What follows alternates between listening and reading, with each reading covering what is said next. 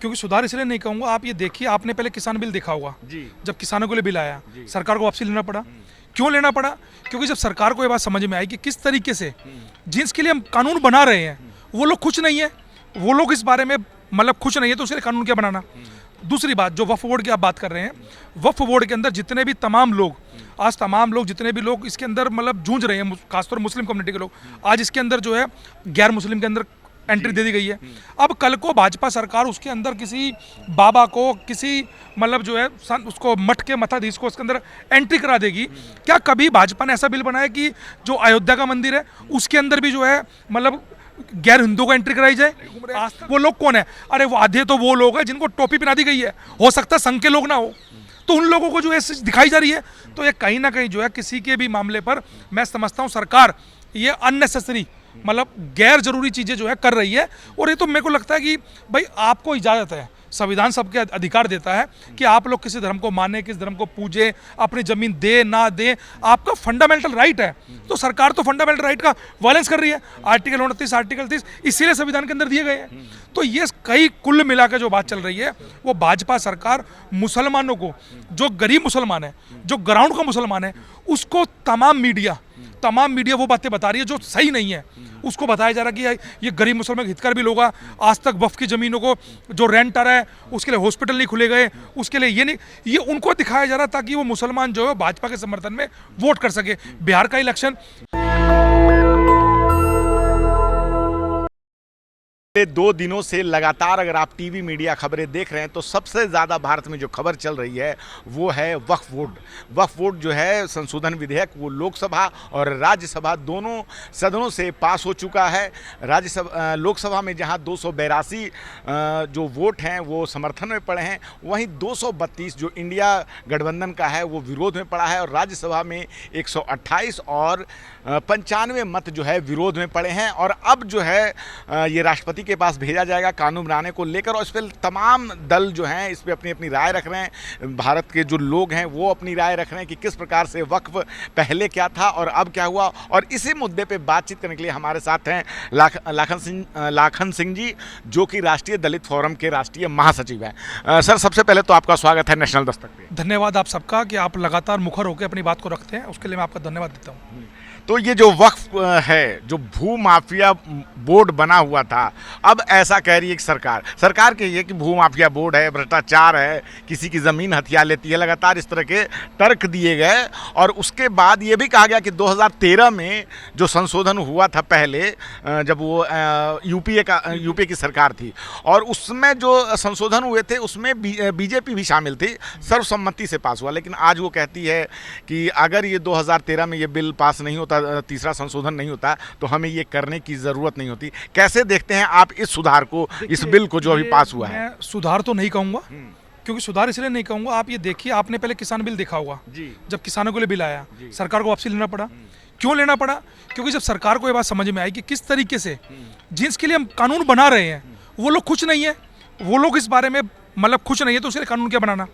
दूसरी बात, जो वक्फ बोर्ड की आप बात कर रहे हैं, वक्फ बोर्ड के अंदर जितने भी तमाम लोग आज तमाम लोग जितने भी लोग इसके अंदर मतलब जूझ रहे हैं, खासतौर मुस्लिम कम्युनिटी के लोग, आज इसके अंदर जो है गैर मुस्लिम के अंदर एंट्री दे दी गई है। अब कल को भाजपा सरकार उसके अंदर किसी बाबा को, किसी मतलब जो है उसको मठ के मठाधीश को उसके अंदर एंट्री करा देगी। क्या कभी भाजपा ने ऐसा बिल बनाया कि जो अयोध्या का मंदिर है उसके अंदर भी जो है मतलब गैर हिंदुओं को एंट्री कराई जाए? आज तक जो भाजपा की टीम है, जो आरएसएस संघ है, उसका कभी कोई मुखिया, कोई दलित ओबीसी का व्यक्ति बन रहा है क्या? तो आप मतलब ना चाहते हुए, आप भाई मेरी जमीन है, मैं अपने धर्म के नाम पर, अपनी जाति के नाम पर, अपने समाज के नाम पर मैं वक्फ को देना चाहता हूँ, तो अब उन्होंने पैरा लगा दिया कि अब सिर्फ इसके अंदर मुस्लिम दान कर सकता है। ठीक है, अरे जिसकी इच्छा वो दान कर सकता है। अब उन्होंने ये बात भी बोल दी है उसके अंदर कि 5 साल बाद मतलब कोई व्यक्ति है वो अपनी जमीन 5 साल बाद दे सकता है। भाई ऐसा क्यों? भाई मेरा मन कर रहा है मैं आज जमीन दे दूं, तो मैं 5 साल वेट क्यों करूंगा? पहली बात। दूसरी बात, जो वहां पर डीएम को पावर दे दी गई है, मतलब डीएम आज आप ये देखिए, तमाम सरकार, पूरे भारत की जितनी सरकार, जहाँ जहाँ बीजेपी खासतौर पर है या भारत सरकार के अंदर, वो डीएम कौन है? डीएम तो एक मतलब सरकार के अधीन काम करने वाले व्यक्ति है, बिल्कुल। सरकार जो कहेगी वो करेगा। बिल्कुल। और बीजेपी की मंशा जग से छुपी नहीं है, दलितों के लिए, मुसलमानों के लिए, अल्पसंख्यकों के लिए उसकी मंशा क्या है वो भली भांति पूरा देश जानता है। ये मुसलमानों के हितकारी बिल नहीं, मुसलमानों के लिए अहितकारी बिल है जो उसको पास किया जा रहा है। सरकार तो लगातार जो है अपनी पीठ थपथपा रही है कि गरीब, पसमानदा मुसलमान, और जिस प्रकार से भ्रष्टाचार का अड्डा बना हुआ था, किसी गरीब का इससे भला नहीं होता था। जो बोर्ड में बैठे लोग थे, तो इस कारण ये सुधार करना पड़ा है और सभी का भला होगा इसमें, वो यही तर्क दे रही है लगातार। ये बिल्कुल निराधार तर्क है। जिनके लिए वो बनाया जा रहा है, जिनके लिए वो रखा जा रहा है, वो लोग इससे खुश नहीं है। बस उस समाज मीडिया में दिखाया जा रहा है कि किस प्रकार से मुसलमान खुश हैं, मोदी जी को थैंक यू बोल रहे हैं, फूलों का गुलदस्ता भेज रहे हैं। देखो, टीवी मीडिया और चंद मुसलमान जो भाजपा के रिलेटिव अंदर काम करते हैं, उन्हीं को वो मीडिया दिखा रही है। मीडिया किसकी है? भाजपा की है। लोग किसके हैं? जो चंद मुसलमान हैं। आप ग्राउंड पर उतर के देखिए, तमाम लोग काली पट्टी पहने घूम रहे हैं। आप मोहल्ले मोहल्ले जाइए, नुक्कड़ नुक्कड़ जाइए, तमाम लोग इसके अगेंस्ट चर्चा कर रहे हैं। लेकिन मीडिया क्या दिखा रहा है? मीडिया सिर्फ उन सिलेक्टेड लोगों को दिखा रहा है जो तमाम मिठाइयाँ बांट रहे हैं, गुलदस्ता दे रहे हैं, थैंक यू मोदी का बोर्ड लेके घूम रहे हैं। वो लोग कौन है? अरे वो आधे तो वो लोग हैं जिनको टोपी पहना दी गई है, हो सकता है संघ के लोग ना हो, तो उन लोगों को जो है दिखाई जा रही है। तो ये कहीं ना कहीं जो है किसी के भी मामले पर मैं समझता हूँ सरकार ये अननेसेसरी मतलब गैर जरूरी चीजें जो है कर रही है। और ये तो मेरे को लगता है कि भाई आपको इजाजत है, संविधान सबके अधिकार देता है कि आप लोग किसी धर्म को माने, किस धर्म को पूजे, अपनी जमीन दे ना दे, आपका फंडामेंटल राइट है।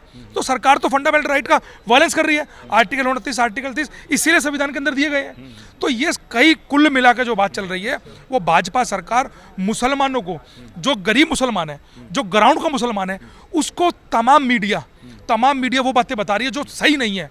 उसको बताया जा रहा है कि ये गरीब मुसलमान हितकर भी लोग, आज तक वक्फ की ज़मीनों को जो रेंट आ रहा है उसके लिए हॉस्पिटल नहीं खुले गए, उसके लिए ये नहीं, ये उनको दिखाया जा रहा ताकि वो मुसलमान जो है भाजपा के समर्थन में वोट कर सके। बिहार का इलेक्शन, क्योंकि यूपी के अंदर इन्होंने मुँह की खाली है।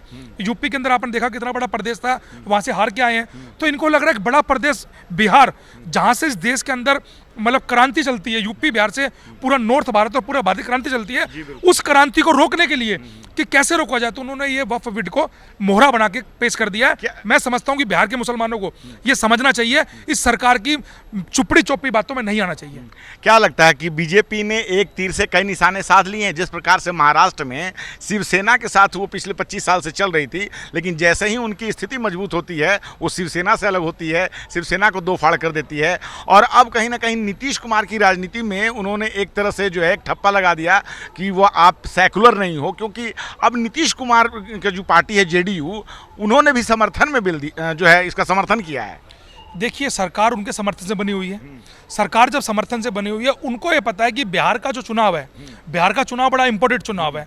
वो जो मीडिया इनके कब्जे में है, मीडिया भाजपा के कब्जे में है। अगर भाजपा इस बात को लगातार मीडिया में दिखा रही है तो वहाँ का जो बिहार का गरीब मुसलमान है, जो जिसको समझ नहीं पा रहा है, अगर वो उसने इसको समर्थन किया भाजपा को, तो कहीं ना कहीं राजनीति खत्म हो सकती है। इसलिए उन्होंने समर्थन देने की बात की है कि हम लोगों ने समर्थन दिया है।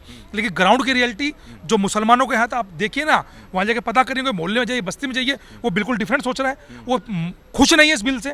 लेकिन सरकार सिर्फ चंद लोगों को मीडिया में दिखाकर, चंद मीडिया जो उनके मतलब मीडिया घराना, भाजपा घराना, गोदी मीडिया हम लोग बोलते हैं कि गोदी मीडिया वो लोग दिखा रहे हैं। तो मेरा ऐसा मानना है कि सिर्फ और सिर्फ बिहार को चुनाव को देखते हुए और तमाम जो हमारा जो बंगाल है, तमिलनाडु है, कर्नाटक है, जो साउथ भारत है, उसकी तरफ ये मूव करने का इशारा है कि हम लोग वहाँ मूव कर पाए। भाजपा तो ये भी दिखाएगी कि नीतीश कुमार ने भी जो है समर्थन में मतदान किया है, तो वो चुनावी फायदे में क्या ये भी दिखाने की कोशिश करेगी कि भाई इनके कारण ही पास हुआ है, तो नुकसान भी इनका हो और फायदा हमारा हो ध्रुवीकरण के द्वारा। देखिए, आपने भी बताया कि जिस तरीके से महाराष्ट्र के अंदर शिवसेना से बाहर कर दिया, भाजपा अलग हो गई, वहाँ से शरद पवार जी की पार्टी के एनसीपी के 2 फाड़ किए गए। अब उसको ये लगा कि इधर जो नॉर्थ भारत है, जो यूपी बिहार है, यहाँ पर कौन लोग बड़े हैं। आपने देखा होगा अखिलेश यादव की लड़ाई उसके चाचा से कराई गई, शिवपाल यादव से। आपने देखा होगा उत्तर प्रदेश के अंदर मायावती साथ गए तो मायावती जीरो कगार पे पहुंचा दी गई। आज आप देख रहे हैं कि बिहार के अंदर 2 बड़ी पार्टी है, जेडीयू है, आरजेडी है। तो आरजेडी की तरफ जो लोग मूव कर रहे हैं उसको कैसे रोका जाए पहले, उसके बाद नीतीश से निपट लेंगे। क्योंकि नीतीश जी की आप एज देख सकते हैं, उम्र देख सकते हैं, उनको पता है कि ये जो पार्टी है, जो भाजपा पार्टी है, भाजपा लगातार अपने आप को स्थापित किए हुए हैं, पूरे देश के अंदर पूरे विश्व की बड़ी पार्टी घोषित कर रहे हैं, लेकिन ग्राउंड पे क्या दिलों में, लोगों के दिलों में है पार्टी? सवाल इस बात का है कि आप लोगों को पैसा देकर, चंद वोटों का लालच देकर, चंद कुर्सी का लालच देकर आप लोग खरीद पा रहे हैं, लेकिन क्या आप लोग लोगों के दिलों में हो? वो नहीं है। तो अब उनका नंबर जो है वो बिहार के अंदर नीतीश जी को खत्म करने उम्मीद का। नाम दिया है, उम्मीद, मुस्लिम समुदाय को एक उम्मीद नाम दिया है इस विधेयक को कि ये उम्मीद है। हालांकि मध्य प्रदेश में बेरोजगारों को आकांक्षी भी कह रहे हैं ये। आप ये देखिए, ये तो सफाई कर्मचारी को भी जो है ना, मतलब वो कोरोना वॉरियर बोला जा रहा है, सफाई कर्मचारियों को भी जो है ना योद्धा बोला जा रहा है। तो ये तो नाम बीजेपी का काम ही क्या है? या तो नाम चेंज करो। उन्होंने तमाम सड़कों के नाम चेंज कर दिए, तमाम यूनिवर्सिटी के नाम चेंज कर दिए। वो नाम चेंज करके उसको लगता है हम लोग जो है मतलब रोजगार दे रहे हैं, नाम चेंज करके उनको लग रहा है कि हम लोग इतिहास बना रहे हैं।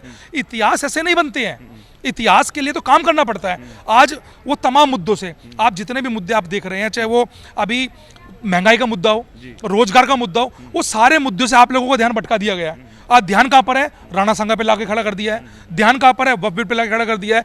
जैसी राणा सांगा के अंदर मूंगी खाई तो वक्फ बोर्ड को ओपन कर दिया है। तो ये कुल मिला के भाजपा की नाकामी जो है वो अपनी नाकामी को छुपाने के लिए, तरह तरह के, कभी हिंदू मुस्लिम कराने के लिए इस तरह के प्रोपगंडे लगातार बनाती रहती है। हम लोग इस विधायक के बिल्कुल खिलाफ है, और तमाम वो लोग जो इस देश के अंदर शांति स्थापित करना चाहते हैं, भाईचारा स्थापित करना चाहते हैं, वो तमाम लोग उसके विरोध में हैं। एक आखिरी सवाल, मामला सुप्रीम कोर्ट में अब जो है पहुंच चुका है, कांग्रेस नेता ने याचिका लगा दी है और भी लोग याचिका लगाएंगे।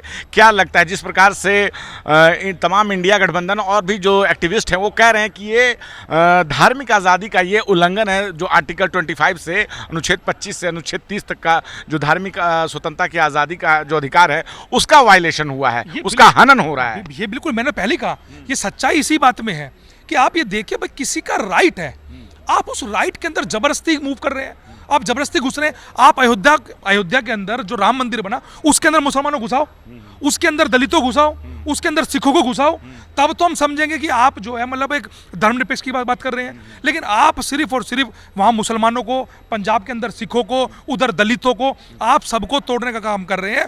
इसके अलावा दूसरा कोई काम नहीं है। आप देश के अंदर भाईचारा स्थापित करना चाहते हैं तो तमाम हिंदू के जितने भी मंदिर हैं, आज कितनी जमीनों पर हिंदू कब्जा है? आप कितनी जमीनों पर रोड पर दुनिया भर के मंदिर जो बने हुए हैं, कितने मंदिरों पर कब्जा है? हम उस कब्जे पे नहीं जाना चाहते हैं।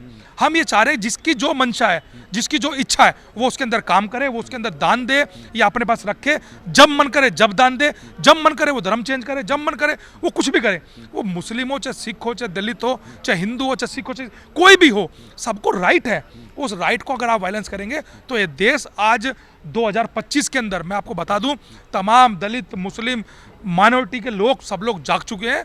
आने वाले समय के अंदर देश के अंदर जन आंदोलन करने की तैयारी करेंगे। लाखन सिंह जी, आपने अपनी बात की, बहुत बहुत शुक्रिया। धन्यवाद आपका बहुत। तो हमारे साथ बातचीत कर रहे थे राष्ट्रीय दलित फोरम के राष्ट्रीय महासचिव लाखन सिंह जी, और जिस प्रकार से इन्होंने बताया कि किस प्रकार से सभी नागरिकों को आज़ादी है कि वो क्या पहने, क्या खाएं, और कौन सी धार्मिक आज़ादी, कौन सा धर्म उन्हें रहना है और क्या करना है, और लेकिन सरकार है कि मानने का नाम नहीं लेती। और वक्फ संशोधन विधेयक कि मुसलमानों का भला होगा, जबकि मुसलमान लगातार इस पर कह रहे हैं। All India Muslim personal law board ने भी कहा है कि हम इसकी कानूनी लड़ाई आगे लड़ेंगे, लेकिन सरकार मानने का नाम नहीं रही है। अब जो है मामला सुप्रीम कोर्ट के पाले में है।